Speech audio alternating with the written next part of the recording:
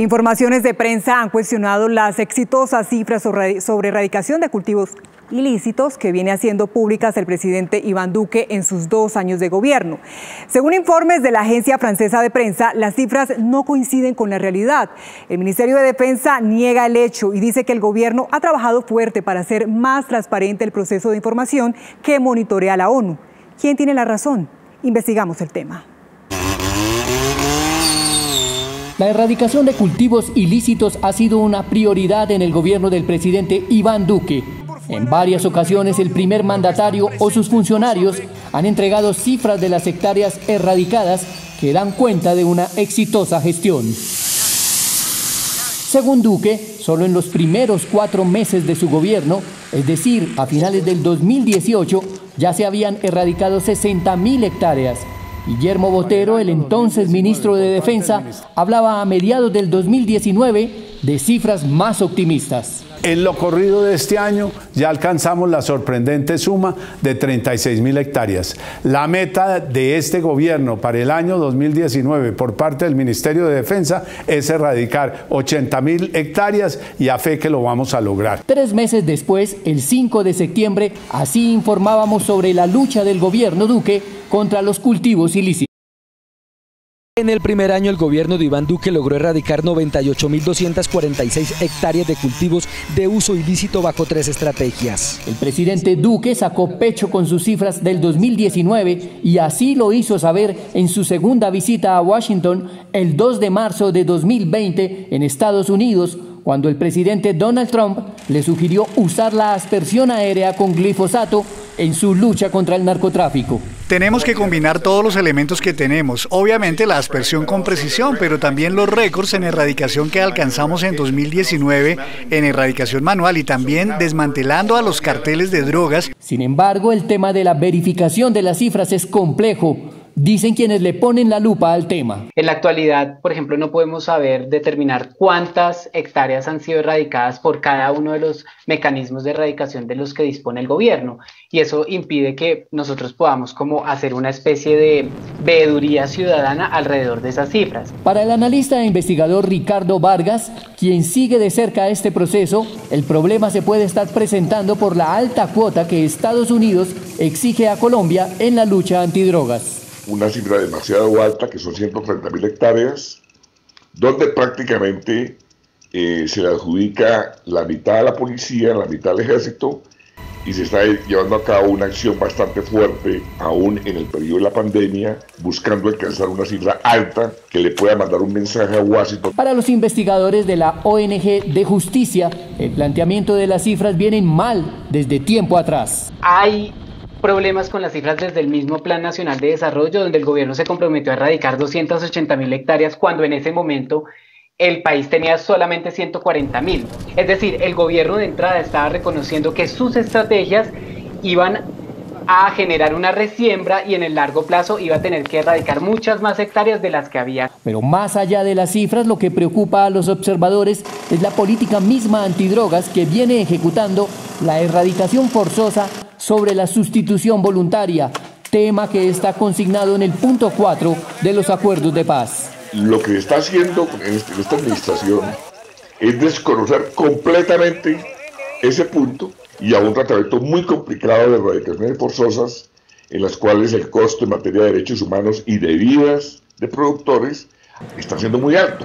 Para el consejero presidencial para la estabilización, Emilio Archila, el programa de sustitución de cultivos ha sido exitoso y va por buen rumbo. Hemos invertido 950.000 millones de pesos en un programa que recibimos sin financiación y que cuesta 4.3 billones de pesos.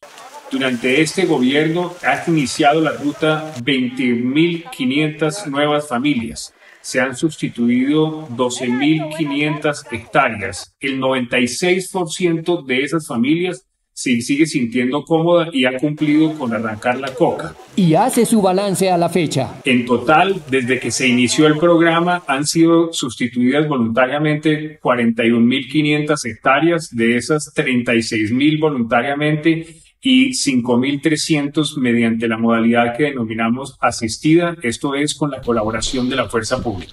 Frente a la información que reportan en campo sobre las hectáreas erradicadas, El ministro de Defensa, Carlos Olmes Trujillo, habló de 10 puntos orientados a hacer más transparente la información que es enviada a la base de datos de la Oficina de Naciones Unidas contra la Droga y el Delito. Toda la erradicación en segunda y tercera modalidad de la fuerza pública debe ser capturada a través de equipos GPS Trimble y reportada al sistema de validación de Naciones Unidas. Dice el ministro que utilizan tecnología que no permite la manipulación de los datos y que puede ser transmitida en tiempo real desde la zona de operaciones. En zonas de concentración del esfuerzo de erradicación por parte de la fuerza pública, se ha dispuesto la utilización de antenas BGAN para que la información sea transmitida desde el área de operaciones a los servidores de Naciones Unidas de forma automática y en menor tiempo. Finalmente, dicen en el ministerio que la información que reporta el Observatorio de Drogas es año vencido y es alimentado por el sistema de monitoreo de la ONU, es decir, que su más reciente informe corresponde a las cifras del año pasado. La última cifra que entregan en tiempo real, suministrada por la Policía Antinarcóticos, es de 44.905 hectáreas erradicadas en lo que va corrido del año. Esta es la otra mirada, la versión del campesino colombiano que se dedica al cultivo de la mata de coca. Familias y comunidades que afirman han comido, estudiado, tenido acceso a la salud y carreteras fruto de sus cultivos ilícitos. Frente a la erradicación, dicen que no se niegan a otras alternativas viables sin militarización. Informe especial. Estas son las extensas tierras de cocales en Colombia, las que siembran y recogen centenares de campesinos indígenas y afros, los cultivos de los que comen cientos de familias desde hace 40 años. Los mismos cultivos que defienden hasta morir porque no encuentran otra alternativa de subsistencia.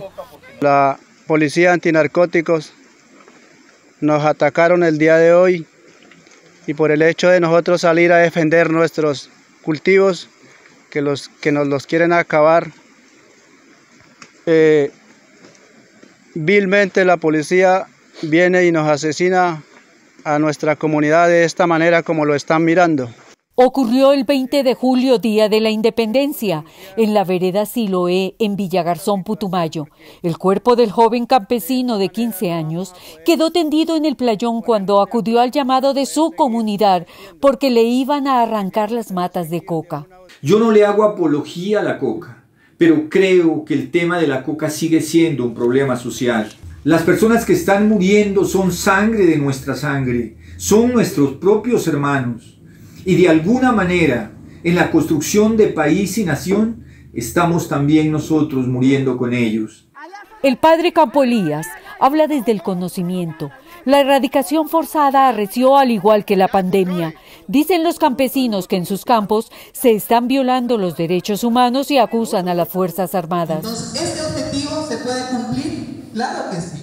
El diputado Andrés Cancimance ha visitado las zonas para monitorear lo que está pasando. Desde el 25 de marzo hasta la fecha se han reportado y denunciado al menos 15 acciones de erradicación forzada en 6 de los 13 municipios del departamento. Estas han estado precedidas por el surgimiento de expresiones colectivas que buscan negociar la suspensión temporal de la erradicación e insisten en la implementación del PENIS, que terminan en confrontaciones violentas. El PENIS es el plan de sustitución voluntaria que se acordó en La Habana. Este plan, aseguran, se estancó y hoy piden sentarse a negociar para ponerlo de nuevo en marcha.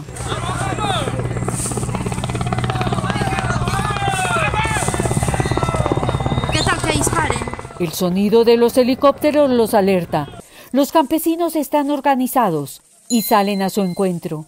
Forman cordones para repeler la avanzada de los erradicadores que obedecen directrices institucionales. No. Y entre avances y repliegues llegan a los fuertes enfrentamientos, gases contra arengas, palos, piedras y disparos. Cuidado. Venga, cuidado.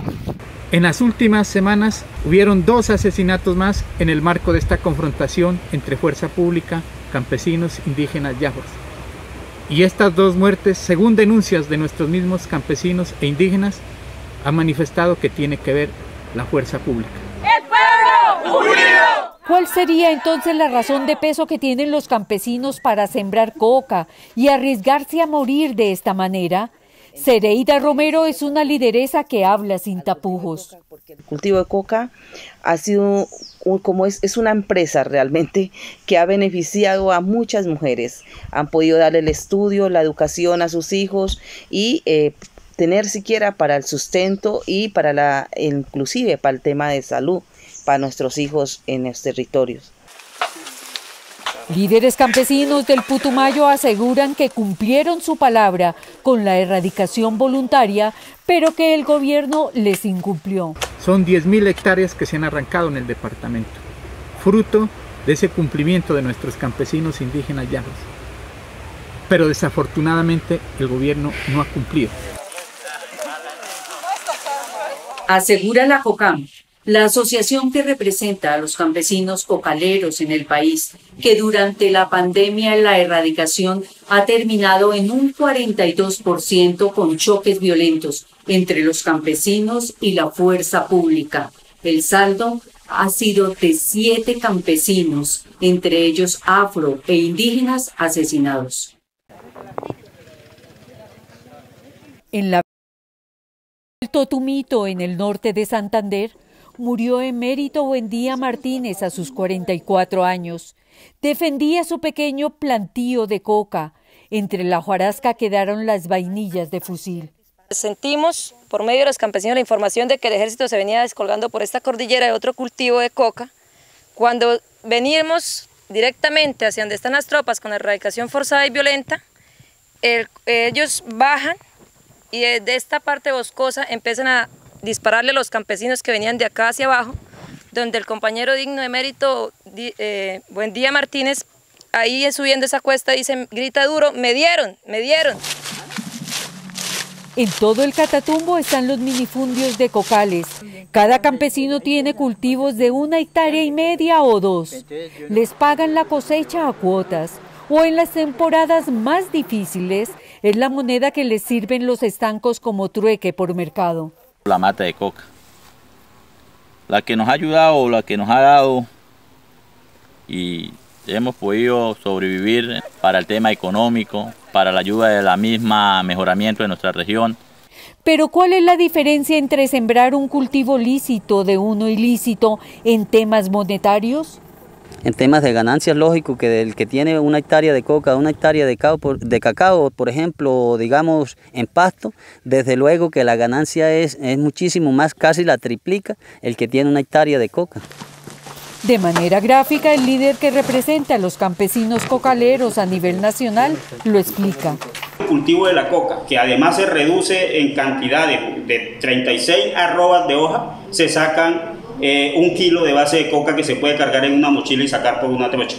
Pero con 1 kilo de café metido en esa mochila no vamos a hacer el valor de que vale 1 kilo de hoja de coca en esas regiones, que son alrededor de 2.200.000 o 2.300.000 pesos. La otra presión que enfrentan los campesinos es la de los actores armados ilegales. Es una zona donde no hay Estado. Nosotros sabemos los problemas que nos agobian mientras los carteles mexicanos se siguen acercando a la región, más grandes van a ser los problemas, y por eso nosotros exigimos más bien que nos colaboren, que de alguna manera nosotros podemos hacer la sustitución gradual, concertada con el campesino, pero que no sea la erradicación forzada. En el norte de Santander existe la presencia de 12 estructuras armadas ilegales. El ELN, el Ejército Popular de Liberación, Clan del Golfo, Los Rastrojos y 3 grupos armados de las disidencias de la FARC.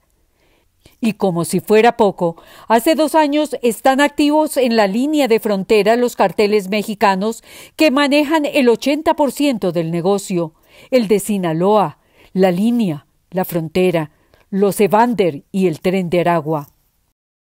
Pero ¿los campesinos se movilizan por sí mismos o permeados por los grupos armados o los narcos? Se lo preguntamos a los líderes campesinos.